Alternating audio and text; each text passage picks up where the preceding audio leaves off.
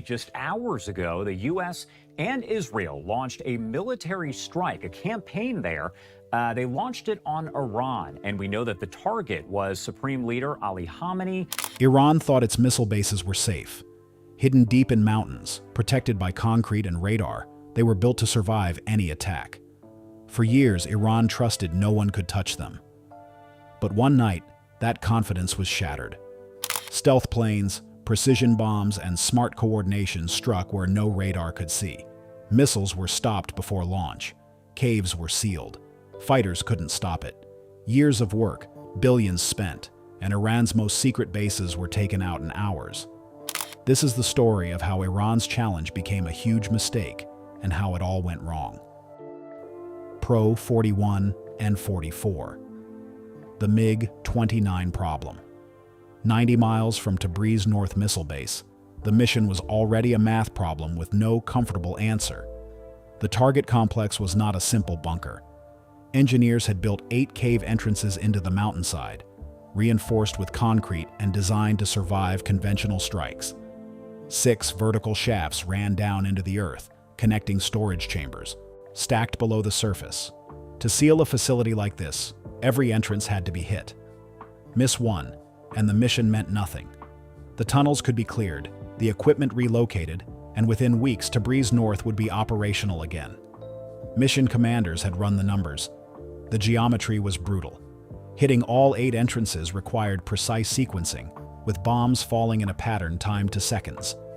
Any deviation, any unexpected complication mid-run, and the entire strike would need to be aborted and rescheduled, if another window even existed. Then, the complication arrived.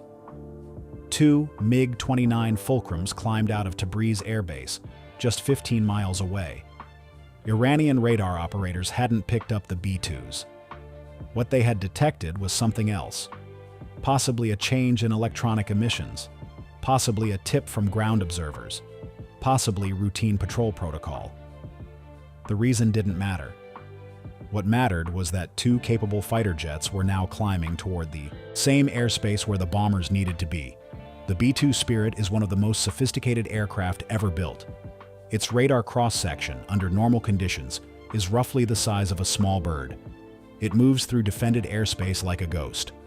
But it carries one catastrophic vulnerability, and the moment a bomb run begins, that vulnerability opens up completely. When a B-2 opens its bomb bay doors, its radar signature multiplies by 100. For those 10 seconds, the aircraft is no longer a ghost. It becomes a detectable, trackable target. Against a radar-guided missile, 10 seconds is more than enough. Against a fighter jet at 15 miles, 10 seconds is an eternity. A B-2 in a dogfight is not a contest. It's a disaster. The aircraft was never built for close combat. Its stealth, its edge, its entire design philosophy collapses the moment another jet gets visual range. If those MiGs found the bombers with their doors open, the mission would end in catastrophe. The F-22 escort responded before the Iranians had any idea they were being hunted. Viper 1 and 2 pushed to military power and went to work. The APG-77 radar locked both MiGs from 60 miles out. The Iranian pilots had no warning. Their threat receivers stayed silent. To every instrument in their cockpits, the sky ahead was empty. They had no idea 2 of the most advanced fighter jets on Earth had already found them and were deciding how to handle the problem. The MiGs weren't stupid. Their pilots used the terrain, dropping low and using the mountain ridgelines to break radar contact, forcing the F-22s to reacquire constantly. It became a deadly game in the dark, the Iranians popping above the ridgeline, scanning, then dropping back. Each time they surfaced, the APG-77 found them again.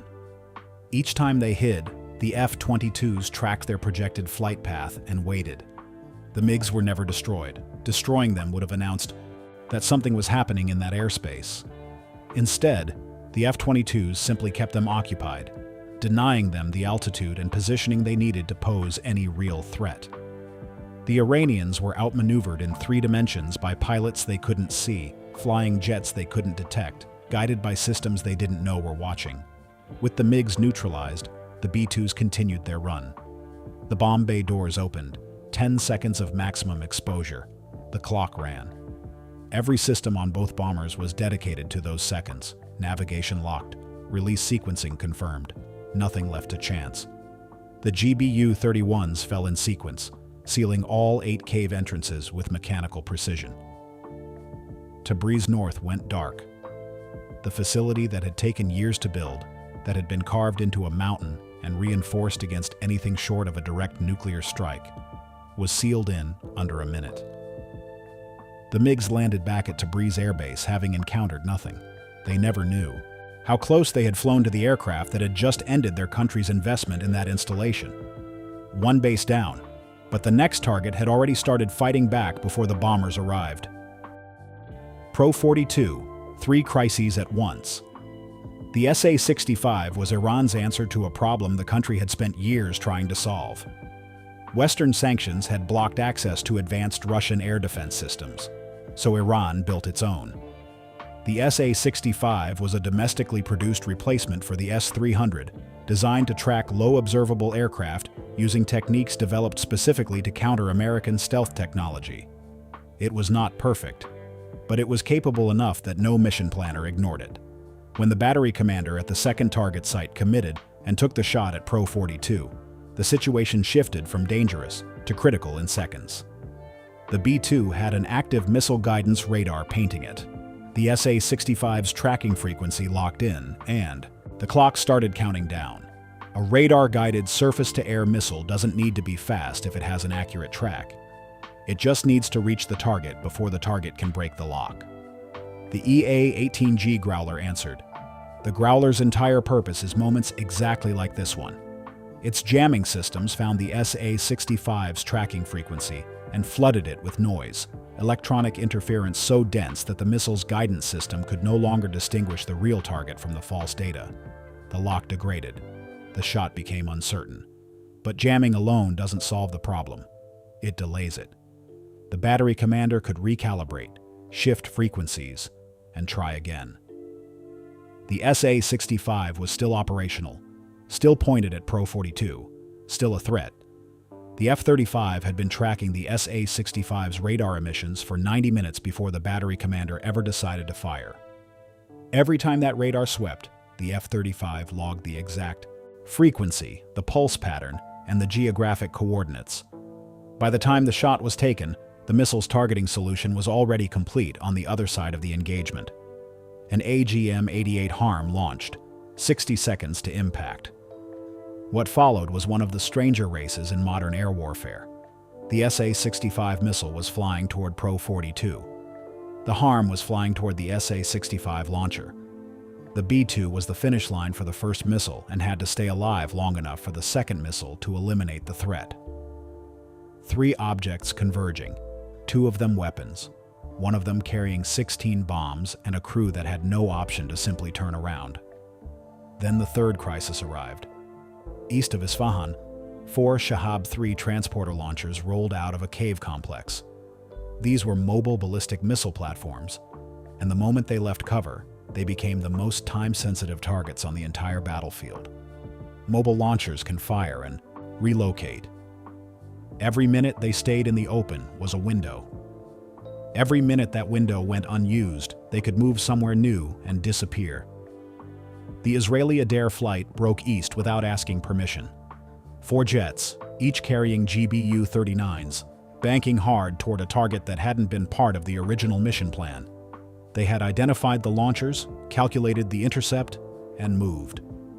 3 aircraft were now converging on overlapping airspace. The B-2s running their bomb sequence, the Israelis chasing mobile launchers, the Growler managing electronic warfare across a rapidly expanding engagement zone. The mission commander held it together. 16 GPS aim points were reprogrammed mid-bomb run under an active surface-to-air missile threat, while coordinating airspace with Allied aircraft that had just changed their flight path without warning. This is the kind of decision-making that training exists for. Not the individual skills, but the ability to hold every thread simultaneously when the situation stops resembling any plan that was ever written. The HARM arrived. The AGM-88G carries memory guidance. Even after the SA-65 battery commander shut down his radar, The classic countermeasure, cutting emissions to break the missile's track, the harm continued on the last known coordinates and destroyed the launcher. Turning off the radar didn't save it. It just meant the battery commander didn't see the impact coming. The Israelis destroyed 2 of the 4 Shahab launchers. The corridor cleared. Pro-42 finished its run.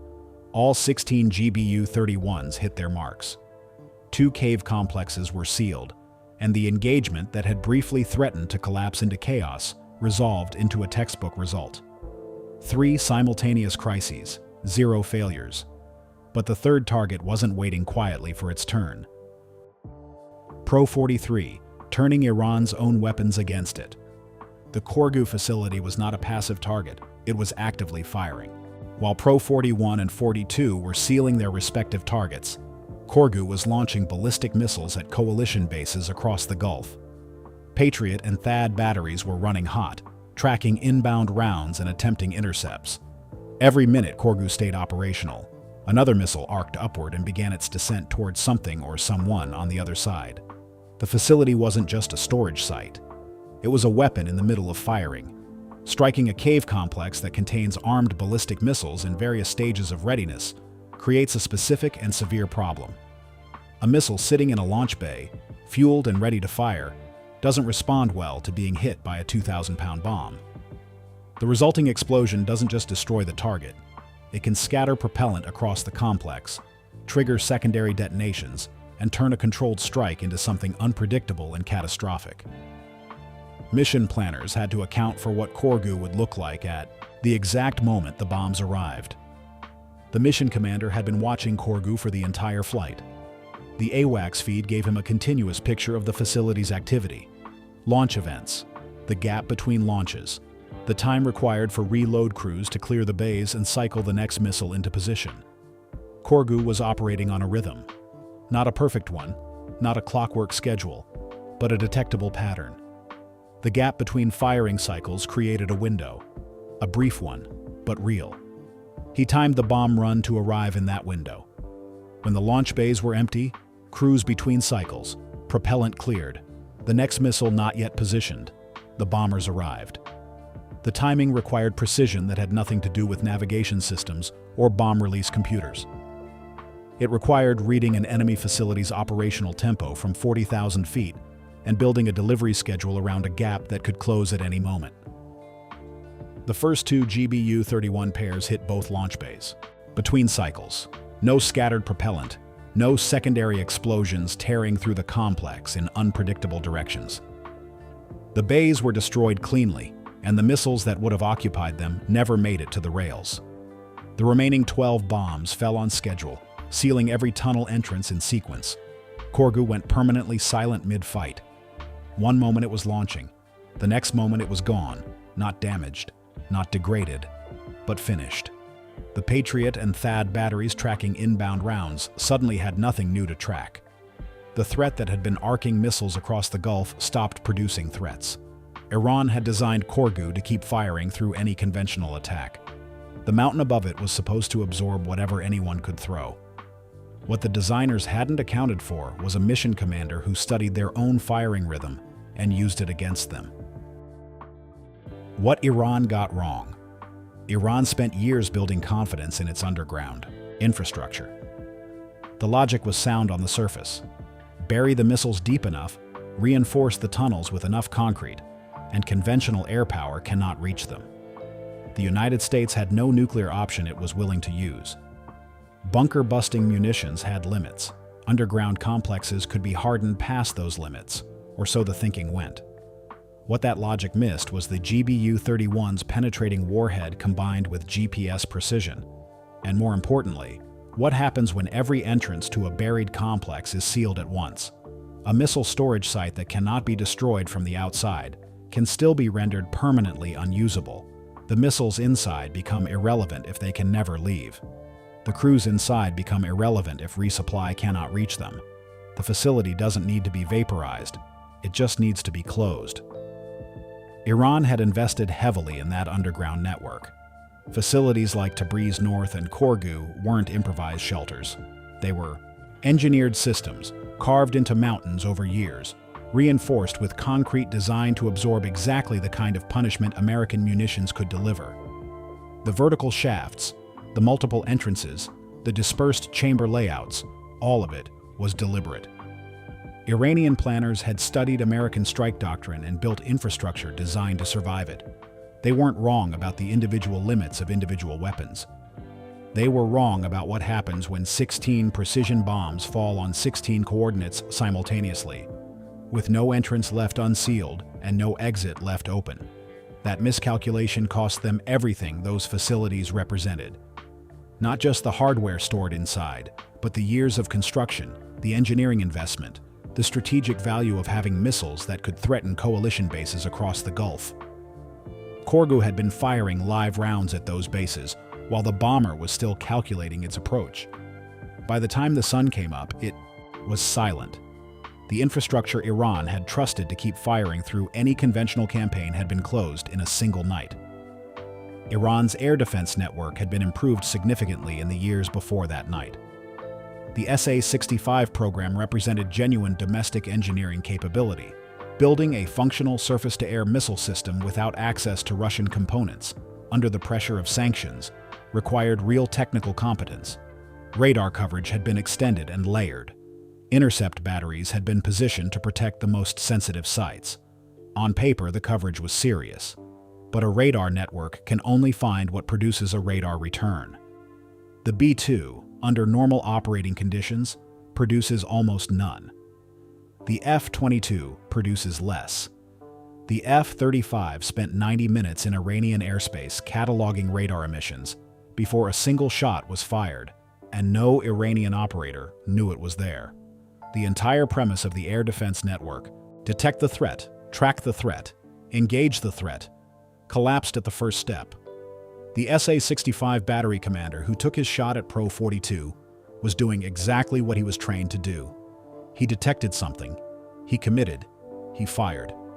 What he couldn't know was that an F-35 had been logging his radar's exact frequency and coordinates for an hour and a half before he ever made that decision. The harm was already tracking his position. When he shut down his radar to break the missile's lock, the standard countermeasure, the move that should have saved his battery, the AGM-88G's memory guidance, kept flying toward the last known coordinates and destroyed the launcher anyway. The correct response to the threat he could see didn't save him from the threat he couldn't. Iran also fought alone. The coalition that executed this mission had spent years training together. The F-22 pilots and B-2 crews had practiced exactly the kind of mutual support that played out over Tabriz. The F-35's passive sensor package was built to feed targeting data to other platforms. The Growler's jamming was coordinated with the harm launch to create a precise window of vulnerability. The Israeli flight, even when it broke from the plan, operated within a shared communications architecture that allowed the mission commander to integrate their action rather than collide with it.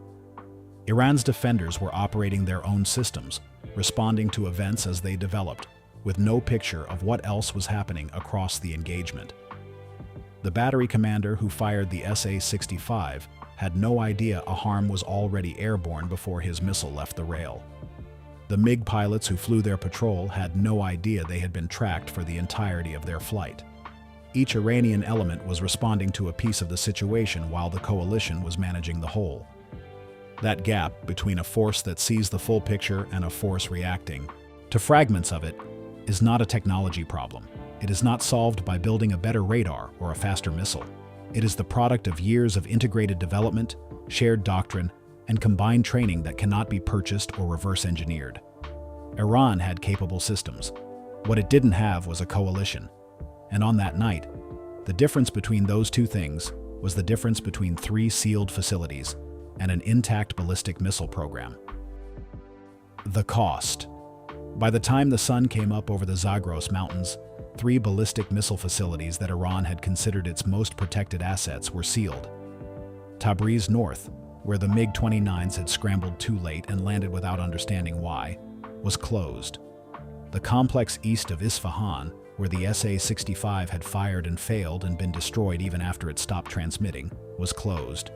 Corgu, which had been launching live ballistic missiles at coalition targets while the bomber was still calculating its approach, had gone silent mid-barrage and would not speak again. The cost to Iran was not measured only in concrete and tunnel access. It was measured in years. Years of construction, of engineering, of digging through mountains and reinforcing chambers and positioning launch equipment in facilities designed to outlast any conventional strike campaign. Years of the kind of infrastructure investment that a sanctioned economy makes painful sacrifices to fund. Gone in one night, across 3 targets, by aircraft that most of Iran's radar operators never saw. Iran had built its deterrence around the belief that some targets were simply too hard to reach. Bury them deep enough, reinforce them well enough, and no conventional campaign could touch them. That calculation had driven billions in spending, years of engineering, and an entire strategic posture built around underground infrastructure as the ultimate guarantor of survival. The sealed tunnels and silenced launch bays answered that calculation more conclusively than any argument could. The lesson was not that Iran cannot build capable weapons or serious defenses. The SA-65 was real engineering. The underground complexes were genuine hardened infrastructure. The MiG pilots flew their patrol correctly. Individual Iranian systems performed the way they were designed to perform. What failed was the assumption that capable individual systems add up to a coherent defense against a force operating as a single integrated machine. Stealth platforms, electronic warfare, precision munitions, allied coordination, real-time battle management, each piece of that coalition was built to reinforce every other piece. When one element was threatened, another element was already solving the problem. Iran's defenders had no equivalent. They had systems. The coalition had a network. Challenging an air force operating at that level of integration requires the ability to find the threat before the threat finds you. Iran couldn't do that on that night. And until something fundamental changes, the outcome will keep repeating itself. 3 facilities. 1 night. Iran's most protected ballistic missile infrastructure, sealed by aircraft its radars never found. The lesson wasn't just about bunkers or missiles. It was about what happens when one side can see everything and the other side is flying blind. The gap between those 2 positions is not equipment. It's the result of decades of integrated development that cannot be replicated overnight.